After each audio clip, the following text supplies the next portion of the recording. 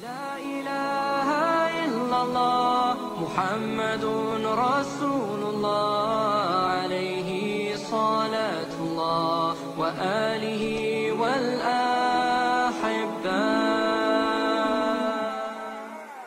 Para bapak, saudara-saudara, hadirin kaum muslim yang mulia, tidak bisa kita pungkiri bahwa seluruh manusia yang hidup di dunia ini mempunyai masalah. Orang miskin punya masalah, orang kaya pun punya masalah. Orang yang tidak punya uang masalah, orang yang banyak uangnya pun masalah juga. Orang yang tinggal di kampung masalah, orang yang tinggal di kota-kota besar juga bermasalah juga. Orang yang tinggal di negeri yang miskin bermasalah, tapi orang yang tinggal di negeri-negeri yang kaya juga bermasalah. Jadi rakyat biasa masalah, jadi pejabat penguasa juga masalah. Kalau dalam ketentaraan, kopral bermasalah, jenderal pun bermasalah juga. Tidak bisa dipungkiri. Orang yang belum kawin punya masalah, yang sudah kawin pun masalah juga. Yang belum punya anak masalah, yang sudah punya anak banyak pun masalah juga. Yang tinggal di gubuk bermasalah, tapi yang tinggal di rumah-rumah mewah juga bermasalah juga.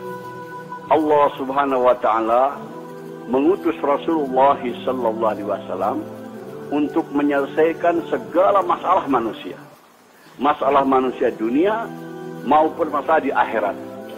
Apa yang dibawa oleh Rasulullah untuk menyelesaikan masalah manusia bukan membawa kekuasaan, bukan bawa jabatan, bukan bawa harta kekayaan, tapi yang dibawa oleh Nabi adalah agama.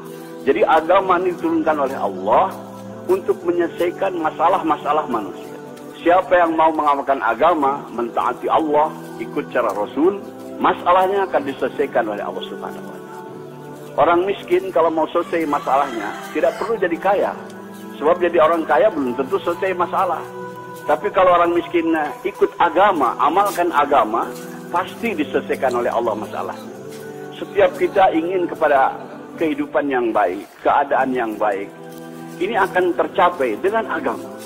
Allah Subhanahu wa taala berfirman dalam Al-Qur'an, "Man 'amila shalihan min dzakarin aw unsa wa huwa mu'min, fala yuhyiyannahu hayatan thayyibah."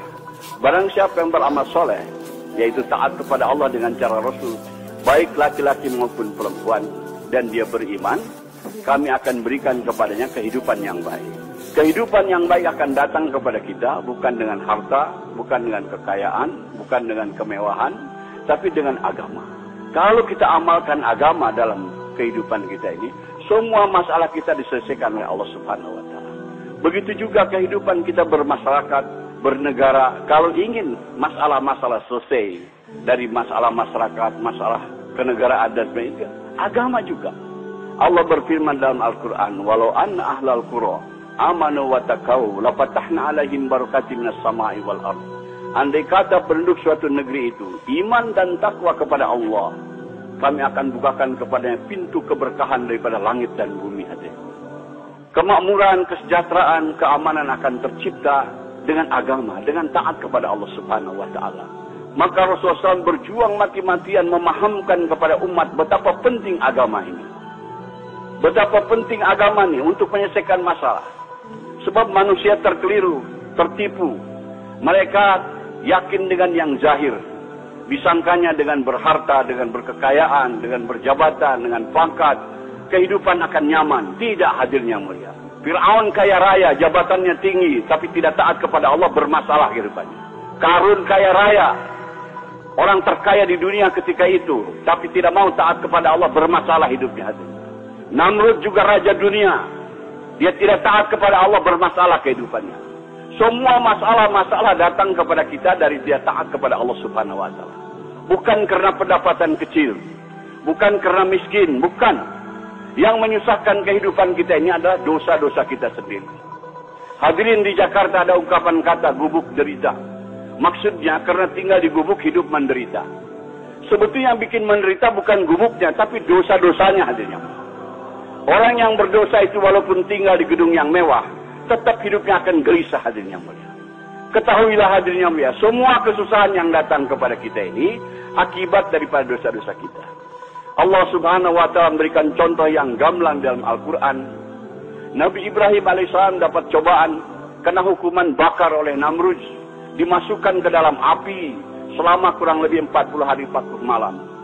Tapi karena Nabi Ibrahim orang yang taat kepada Allah, orang mengamalkan agama, di dalam api dibahagiakan oleh Allah Subhanahu wa taala. Sejuk, nyaman, sejahtera, dapat makan, dapat minum. Masa di gubuk menderita? Nabi Ibrahim dalam api tidak menderita, hadirin, karena bersih daripada dosa. Andai kata hidup kita lurus taat kepada Allah, dalam gubuk pun akan dibahagiakan oleh Allah Subhanahu wa taala. Hadirin yang mulia, ini harus kita camkan, tanamkan dalam hati kita keyakinan dan beritahu dunia bahwa kebahagiaan bukan dalam kebendaan, bukan dalam kekuasaan, tapi dalam taat kepada Allah. Siapa yang tidak taat kepada Allah akan celaka hidupnya, dunianya apalagi akhiratnya. Kita bertanggung jawab atas perkara ini. Setelah Rasulullah SAW wafat, tidak akan ada lagi kedam Nabi ke dunia yang memberikan peringatan kepada manusia. Kita selaku umat Nabi Muhammad SAW beritahu kepada dunia supaya manusia ini selamat. Hanya dengan ikut cara Rasulullah, kehidupan kita akan aman, akan tentram, akan sejahtera, akan bahagia. Maaf hadirin, hidup kita bukan akan bahagia dengan modern, dengan ikut barat. Tidak ada janji Allah Subhanahu wa taala. Tapi kalau kita ikut cara Rasulullah, janji Allah ada di situ. Allah akan berikan kepada kita kesuksesan, kebahagiaan. Maka kita beritahu perkara ini. Hadirin yang mulia, Allah Subhanahu wa taala berfirman dalam hadis qudsi, "Ya ibadi, ana urid anta turid, wala yaqulu illa ma urid."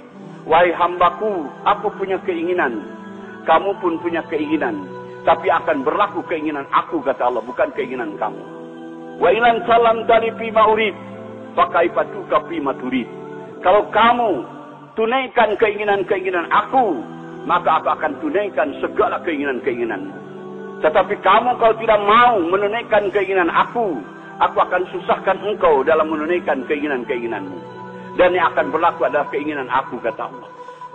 Jadi hadirin, metode, teknik, supaya keinginan-keinginan kita tercapai. Kita ingin bahagia, ingin sejahtera, ingin aman, ingin tentram. Caranya adalah tunaikan keinginan Allah. Tunaikan keinginan Allah. Kalau kita tunaikan keinginan Allah, segala keinginan-keinginan kita akan ditunaikan oleh Allah Subhanahu wa taala. Allah Subhanahu wa taala pencipta kita, pencipta alam semesta semuanya. Dia yang berkuasa, hadirin. Allah berkuasa membahagiakan hambanya walaupun dalam gubuk. Allah berkuasa membahagiakan hambanya walaupun dalam kemiskinan. Allah berkuasa juga menyusahkan hambanya walaupun dalam istana. Allah berkuasa menyusahkan hambanya walaupun di tengah kekayaan, kaya raya. Hadirin, hanya dengan jalan taat kepada Allah. Apa keinginan Allah tadi, hadirin? Allah tidak minta diberi makan, diberi minum. Allah ingin supaya agamanya diamalkan. Kalaulah kita mengamalkan agama Allah, apa yang kita inginkan, keamanan, ketentraman, kesejahteraan, kebahagiaan akan datang kepada kita. Ini janji Allah Subhanahu wa taala. Jadi caranya adalah bukan dengan kemewahan, adalah caranya tunaikan keinginan Allah, yaitu agama. Hari ini orang ingin bahagia, agama ditinggalkan. Tambah jauh, tambah sesat, hadirin yang mulia. Maka kumpul-kumpul kita di sini, hadirin, untuk memahamkan pertama kepada diri kita perkara ini. Setelah itu kita bangkit korban, beritahu ke seluruh dunia bahwa kebahagiaan bukan dalam kebendaan, bukan dalam ekonomi, bukan dalam industri, bukan dalam perdagangan, tapi dalam agama. Hari ini kesalahan umat Islam sibuk dalam perdagangan, sibuk dalam industri, sibuk dalam pembangunan, tapi tidak taat kepada Allah. Wallahi tidak akan bahagia, hadirin. Kita ingin bahagia tapi tidak ikut cara Rasul. Kita mau ikut cara barat, tidak bisa, tidak dijamin Allah. Bahagianya akan datang dengan ikut cara Rasulullah SAW. Semua masalah akan diselesaikan oleh Allah Subhanahu wa taala. Betapa penting ini agama. Hadirin, segala kesusahan yang datang kepada kita ini akibat daripada dosa-dosa kita. Maka jalan keluarnya kita tobat. Nabi Adam alaihissalam setelah berbuat dosa tobat, berdoa kepada Allah, mohon diampunkan dosa-dosanya. Rabbana zalamna anfusana wa illam taghfir lana wa tarhamna lanakunanna minal khasirin. Ya Allah, ampunilah dosa-dosa. Kami telah menzalimi kami sendiri, telah menzalimi diri kami. Kalau tidak Engkau ampunkan, aku termasuk orang yang binasa, yang rugi. Nabi Yunus berbuat kesalahan, ditelan oleh ikan.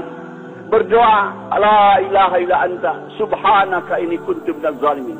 Tidak ada Tuhan yang berhak bisa melainkan Engkau ya Allah. Engkau Maha Suci, aku telah menjalimi diriku sendiri. Begitu kalau ada orang sini punya masalah, hadirin datang kepada ulama, ingin supaya masalahnya selesai, biasanya ulama memberikan zikir. Zikir Nabi Yunus, la ilaha illa anta subhanaka inni kuntu minaz zalimin. Baca sekian ratus. Karena kesusahan-kesusahan yang datang kepada kita ini akibat daripada dosa-dosa kita. Subhanallah wal